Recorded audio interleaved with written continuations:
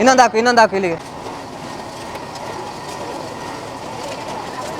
ಈಗ ಹಾಕಿದ್ವಲ್ಲ ಸೇಮ್ ನೋಡಿ ಹೆಂಗ್ ಬಿದ್ದೆ ಸಾಲಲ್ಲಿ ಇದೇ ಥರ ಬಿಡ್ತಿರುತ್ತೆ. ನಮ್ಗೆ ಎಷ್ಟು ಬೇಕು ಅಡ್ಜಸ್ಟ್ ಮಾಡ್ಕೋಬೋದು. ಇದು ಕಪ್ ಪೈರ್ ನಾಟಿ ಮಾಡೋದು. ನಿಮ್ಗೆ ಎಷ್ಟೆಷ್ಟು ಡಿಸ್ಟೆನ್ಸ್ ಬೇಕಂತ ನೋಡಿ. ಹಿಂಗಿದ್ರೆ 1 ಅಡಿ ಬರುತ್ತೆ, ಓಕೆನಾ. ಸಪ್ರೇಟ್ ಬಿಟ್ಟು 2 ಅಡಿ. ಇದು ಮೂವ್ ಆಗ್ತಾ ಇದು ನಾವು ಚೇಂಜ್ ಮಾಡ್ಕೋಬೋದು. ಈಗ ನಾವು 5 ಅಡಿಗಿದೆ ಇದು ಪೂರ್ತಿ ಆ ಕಡೆಯಿಂದ ಇಲ್ಲಿಗೆ. ನಾವು ಇದು ಆಲ್ಟ್ರ್ ಮಾಡ್ಕೋಬೋದು ಬೇಕಾರೆ. ಇಲ್ಲ ಸರ್, ಬರೀ ಇದು ಮಾತ್ರ ಕಬ್ಬು ನಾಟಿ ಮಾಡೋದು ಮಾತ್ರ. ಈಗ 5 ಅಡಿ ಇದೆ ಪೂರ್ತಿ. 3 ಮತ್ತು 4 ಮಾಡ್ಕೋಬೋದು ನಾವು ಡಿಸ್ಟೆನ್ಸ್ ಎರಡುವೆ. ಸೊ ಇದು ಅಲ್ಲಿ ಆಗ್ತಾ ಇದ್ರೆ ಇದು ನಾಟಿ ಮಾಡ್ತಾ ಇರುತ್ತೆ. ನಾನು ನಾಟಿ ಮಾಡ್ತಾ ಇರುತ್ತೆ ಸರ್. ಹೆಂಗ್ ಪ್ರೋಸೆಸ್ ಆಗುತ್ತೆ ಅನ್ನೋದು ಹೇಳಿ. ಹೆಂಗ್ ಹಾಕೋದು, ಹೆಂಗ್ ಹೋಗುತ್ತೆ ಸರ್?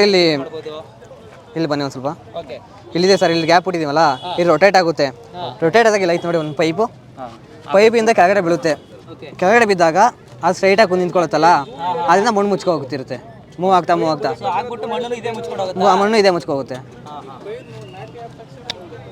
ಏನು ಯೂಸ್ ಈ ಮಷಿನ್ ಯೂಸ್ ಮಾಡೋದ್ರಿಂದ ರೈತರಿಗೆ? ಸಂತೆ ಈಗ ಯಾರು ಹೆಣ್ಣಾಳುಗಳು ಸಿಗ್ತಿಲ್ಲ, ಮತ್ತೆ ನೀಟಾಗಿ ಯಾರು ಡೆಮೋ ಎಲ್ಲ ಮಾಡೋಕ್ಕಾಗಲ್ಲ, ಮತ್ತೆ ಸ್ಪೇಸಿಂಗ್ ಮೇಂಟೈನ್ ಮಾಡೋಕ್ಕಲ್ಲ. ಮತ್ತೆ 1 ಗಂಟೆಲಿ ಮುಗಿಸ್ಬೋದು ಸರ್. ಇದನ್ನ 1 ಗಂಟೆಲಿ 1 ಗಂಟೆ 1 ಎಕರೆ ಮುಗಿಸ್ಬೋದು. 1 ಗಂಟೆಲಿ 1 ಎಕರೆ ಹೊಡಿಬೋದು. Time save.